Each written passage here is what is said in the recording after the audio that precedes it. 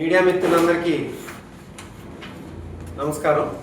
అలాగే ఈ మీడియా సమావేశంలో పాల్గొన్నటువంటి మా పార్టీకి చెందినటువంటి నాయకులందరికీ హృదయపూర్వకమైనటువంటి నమస్కారాలు తెలియజేసుకుంటూ ఈరోజు ఈ మీడియా సమావేశం ఏర్పాటు చేయడానికి గల ప్రధానమైనటువంటి కారణం, మనందరం చూస్తున్నాం గత వారం రోజుల నుండి ఈ రాష్ట్రంలో ఒక ఇన్సిడెంట్, మన సీదిరి అప్పలరాజు గారి తాలూకా కుమారుని యొక్క అరెస్ట్ని,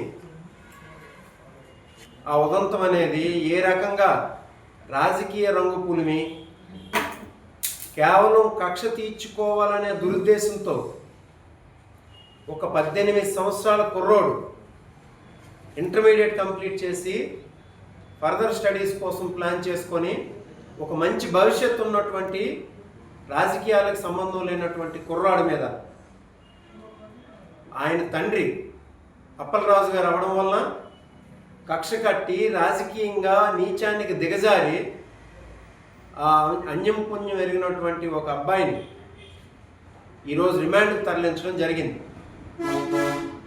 10వ తేదీన ఒక యాక్సిడెంట్, పేరే యాక్సిడెంట్ అంటే ప్రమాదవశాత్తు జరిగింది.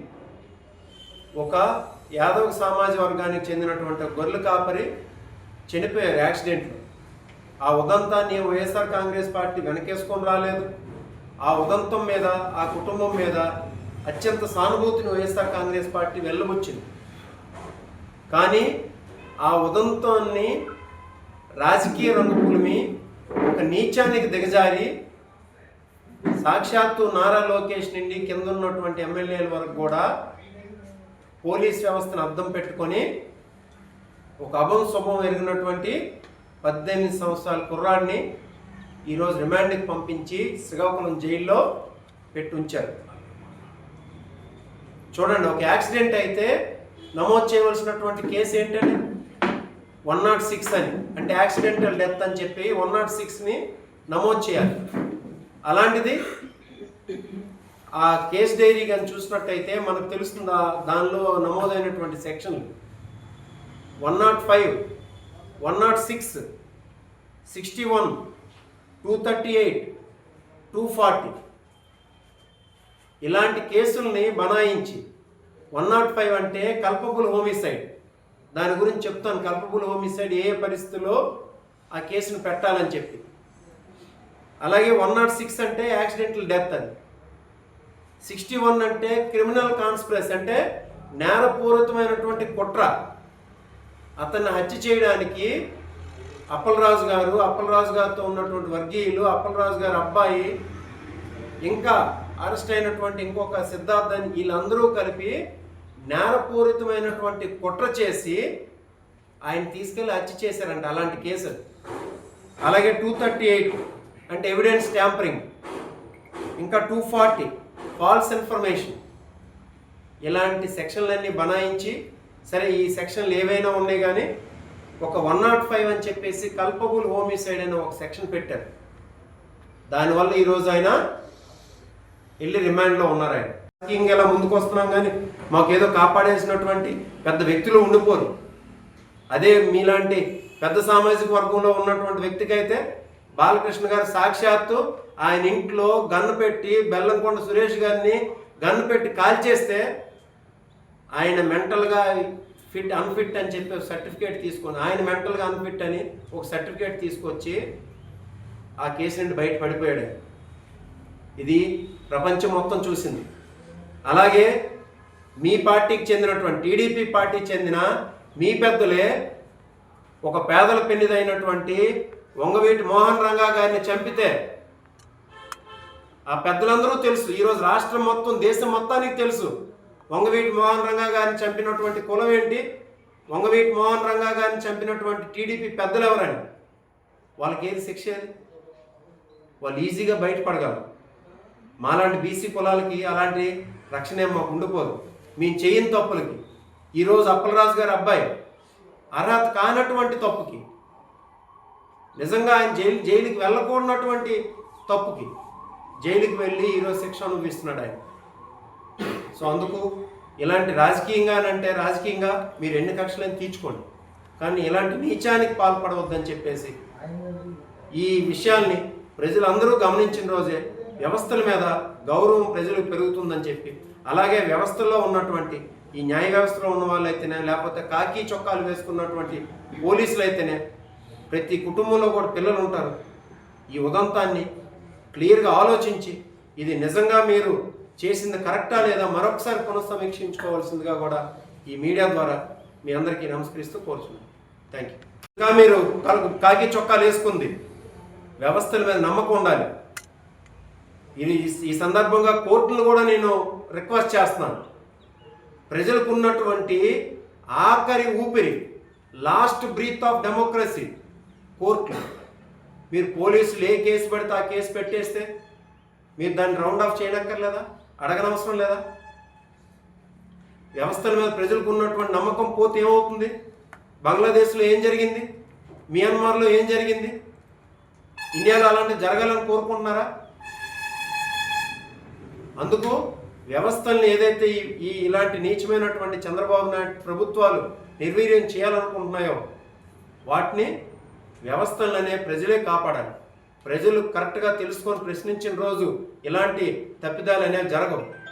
మేము చనిపోయినటువంటి ఆ వ్యక్తి మీద, ఆ కుటుంబం మీద అత్యంత సానుభూతితో మాట్లాడుతున్నాం. కానీ దేనికైనా ఒక చట్టం ఉంటుంది, న్యాయం ఉంటుంది. ఆ న్యాయ ప్రకారం చేయాలి. దానికి కట్టాల్సినటువంటి సెక్షన్ 106 BNS యాక్సిడెంటల్ డెత్కి, దానికి బెయిలబుల్ సెక్షన్ అది కట్టాలి. దానికోసం ఇంకా మీకు చెప్పాలనుకుంటే 10వ తేదీకి ముందు రోజే మన ఒక మహిళా రైతు పక్కనే ఉన్నటువంటి టెక్కల్లో జరిగింది కదా, కాంతమ్మ మహిళా రైతు కాంతమ్మ ఉదంతం. ఎరువులు ఇచ్చేటప్పుడు ఎక్కువ మంది జనాలు వస్తారు, మేము తగు ఏర్పాట్లు చేయాలి. తగు ఏర్పాట్లు చేయకపోతే అక్కడ తొక్కిసలాట జరుగుతుంది, లేకపోతే ఎండలు ఎక్కువ ఉన్నాయి. తగు ఏర్పాట్లు చేయకపోతే వృద్ధులైనటువంటి రైతులు చనిపోతారు అని తెలిసి కూడా ఏర్పాట్లు చేయకుండా ఒక మహిళా రైతు చావుకు కారణమైనటువంటి ప్రభుత్వం మీద పెట్టాల్సినటువంటి కేసు కల్పబుల్ హోమిసైడ్. ఆ రైతుకు కనీసం ఒక ఇన్సూరెన్స్ రాకుండా, కనీసం పోస్ట్ మార్టం చేయకుండా, ఒక కేసు నమోదు చేయకుండా సాక్షాత్తు కలెక్టరే వచ్చి అది గుండెపోటు అని చెప్పి అన్నాడనంటే వ్యవస్థల్ని ఎంత దిగజార్చుతున్నారో ఈ ఉదంతాల మీద అర్థమవుతుంది. ఏమండి, ఒక్క వ్యవసాయ శాఖ మంత్రి అయినా మాట్లాడా కాంతమ్మ ఉదంతం గురించి? నారా లోకేష్ గారు మాట్లాడారా? ఒక్క ప్రభుత్వ అధికారి అయినా స్పందించి వచ్చి వాళ్ళ ఇంటికి వెళ్ళి పరామర్శించాడా? ₹1 కాంపెన్సేషన్ ఇచ్చాడా? లేదే. కానీ ఏమి అసలు ఇంప్లిమెంట్ కానటువంటి సెక్షన్లు వేసి సాక్షాత్తు నారా లోకేష్ నుండి కింద ఉన్నటువంటి మంత్రులు, ఎమ్మెల్యేలు వరకు కూడా ఈ అప్పలరాజు గారి ఉదంతం గురించి మాట్లాడుతున్నారే, కక్ష తీర్చుకుంటున్నారే, రాజకీయంగా లేనిపోని రచ్చ చేసి అన్యం పుణ్యం ఎరిగినటువంటి అబ్బాయిని తీసుకెళ్లి రిమాండ్లో పెట్టించారే. ఇది రాజకీయ వ్యభిచారం కాదా? ఇది ఆలోచన చేయమని చెప్పేసి అడుగుతున్నాను. ఇంకా కోన్ రవికుమార్ గారు మాట్లాడుతున్నారు ఇదే ఉదంతం మీద. ఈ నియోజకవర్గ ఎమ్మెల్యే కోన్ రవికుమార్ గారు కూడా మాట్లాడుతున్నారు. ఇదంతా డైరెక్ట్గా మా జగన్మోహన్ రెడ్డి గారు చేయించినటువంటి ఇన్సిడెంట్ అంటే, ఆయనే వెనుకున్నటువంటి ప్రోద్బలంతో చేసినటువంటి జరిగినటువంటి ఉదంతం అండి. ఈయన మాట్లాడిన దానికి అర్థం ఉందా? 2022లో 23లో అనుకుంటా, నువ్వు అక్రమంగా ఈ రోజుకి నడుపుతున్నటువంటి క్వారీలో నీ Ganesh Gayatri stone crushers back side ఉన్నటువంటి మీరు అక్రమంగా నడుపుతున్నటువంటి గ్రావెల్ క్వారీలో 2022-23లో ఒక చదువుకుంటున్నటువంటి యువకుడు పగలు ఆర్ట్స్ కాలేజీకి వెళ్ళి డిగ్రీ చదువుకొని పూట గడవక రాత్రి మీద మీ ఇల్లీగల్ క్వారీలో పనిచేసుకుంటూ నువ్వు ఎన్ని ఇల్లీగల్ లారీలు పంపిస్తున్నావు అన్నటువంటి లెక్క రాసుకొని పూట గడుపుకుంటున్నటువంటి ఒక కుర్రాడి మీద ట్రిప్పర్ ఎక్కించేసి తను మర్డర్ చేసింది నిజం కాదా? ఆ వ్యక్తి మర్డర్ కేసు అవుతుందని చెప్పి దాన్ని యాక్సిడెంట్గా చిత్రీకరించి ఆ శవాన్ని తీసుకొచ్చి నీ క్రషర్గా ఎదురుగా ఉన్నటువంటి రోడ్డు మీద పడేసింది నిజం కాదా? మీరు కూడా అంటే నేను అంటున్నాను, నువ్వు కూడా అలాంటి మాటలు మాట్లాడగలిగే అర్హత ఉందా నీకు? ఇది జగన్మోహన్ రెడ్డి గారు వెనుకొని చేయిస్తున్నారా? నువ్వు నైతికత గురించి, నిజాయితీ గురించి మాట్లాడే అర్హత నీకు ఉందా? కనీసమైనటువంటి అర్హత ఈ ఉదంతం గురించి ఈ మధ్య జరుగుతున్నటువంటి రాద్ధాంతం ఇది. అందుకు వీటన్నింటినీ కూడా ప్రజలు గమనించాలని చెప్పేసి చెప్తున్నాను నేను. ఇంకా చూడండి, ఇది ఈ ఇన్సిడెంటే, ఈ ఆరవ్ వర్మ అనే కుర్రాడి మీద జరిగినటువంటి ఇన్సిడెంటే. ఇది అప్పలరాజు గారి కుమారుడు కాకపోయి ఉంటే ఇది జరిగేదా? డాక్టర్ సీదర్ అప్పలరాజు గారి కుమారుడు కాకుండా ఉంటే ఆయన రిమాండ్కి వెళ్ళేవాడా? ఒక భవిష్యత్తు ఉన్నటువంటి 18 సంవత్సరాల కుర్రాడు రిమాండ్కి వెళ్ళేవాడా? అప్పలరాజు గారు ఎవరు? వైఎస్ఆర్ కాంగ్రెస్ పార్టీలో ఒక బీసీ వర్గానికి సంబంధించి బలంగా వైఎస్ఆర్ కాంగ్రెస్ పార్టీ తాలూకు వెర్షన్ వినిపించినటువంటి ఒక నాయకుడు.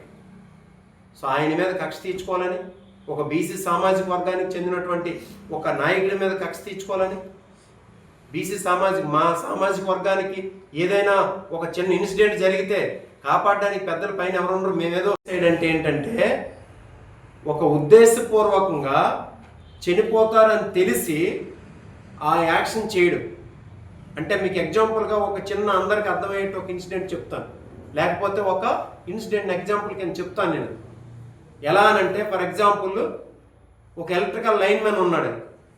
ఆయన లైన్లను బాగు చేస్తూ ఆ ఎలక్ట్రికల్ లైన్ని, అంటే ఛార్జ్ అయి ఉన్నటువంటి ఎలక్ట్రికల్ లైన్, సప్లై వెళ్తున్నటువంటి ఎలక్ట్రికల్ లైన్ని 100 మంది 10 మంది నడిచినటువంటి రోడ్డు మీద పడేసి, అంటే ఉద్దేశపూర్వకంగా రోడ్డు మీద వెళ్తారని తెలుసు, ఎలక్ట్రికల్ లైన్ తొక్కేస్తే చనిపోతారని తెలుసు, అలాంటి లైన్ తీసుకువెళ్ళి ఒక రోడ్డు మీద పడేస్తే ఎవరైనా చనిపోతే బుక్ చేయాల్సినటువంటి సెక్షన్ అది, కల్పబుల్ హోమిసైడ్ అని.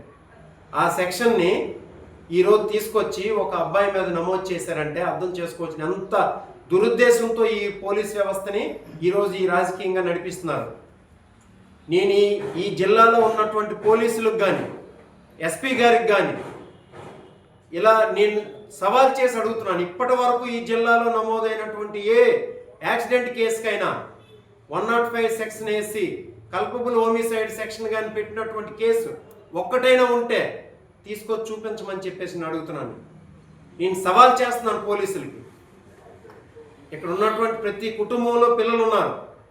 మీకు రాజకీయంగా ఏదైనా కక్ష ఉంటే అప్పలరాజు గారి మీద తీసుకోండి, అనేక సెక్షన్లు బనాయించి తీర్చుకోండి.